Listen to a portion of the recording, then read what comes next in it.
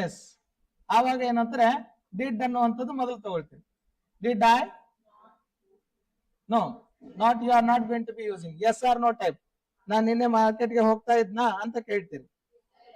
S, ಹೋಗ್ತಾ ಇದ್ನಾ ಅಂತಂದ್ರೆ did I, yes, go to market is that. Yes, positive sentence yes or no type of a question ಇದು. Interrogative sentence ಇದು yes or no type of a interrogative sentence ಇದೆ. Yes, how did I go to market? ನಿಮ್ಮನ್ನ ನೀವೇ ಕೇಳ್ಕೊಳ್ತಾ ಇದ್ರಿ, ನಾನೇನ್ ನಿನ್ನೆ ಮಾರ್ಕೆಟ್ಗೆ ಹೋಗ್ತಾ ಇದ್ನಾ? ಸೊ ಎಸ್ ಅಂತ ಬಂದಿದ್ರೆ, ಎಸ್ ಅಂತ ಬಂದಿದ್ರೆ yes I went to market ಅಂತ ಆಗುತ್ತೆ.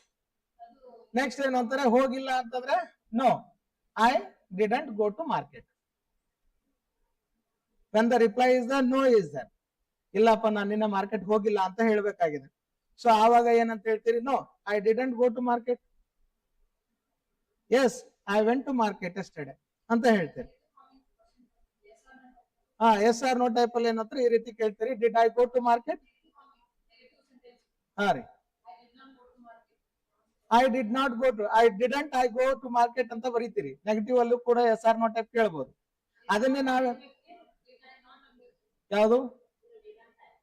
Didn't I go to market ಅಂತ ಹೇಳಿ, did I not go on to market ಅಂತ ಬರೀಬಾರ್ದು.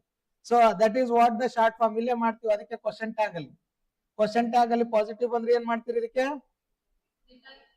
ಈಗ ಐ ವೆಂಟ್ ಟು ಮಾರ್ಕೆಟ್ ಅಂತ ಬಂದಿದೆ, ಕ್ವಶನ್ ಟ್ಯಾಗ್ ಏನ್ ಮಾಡ್ತೀರಿ? Did I.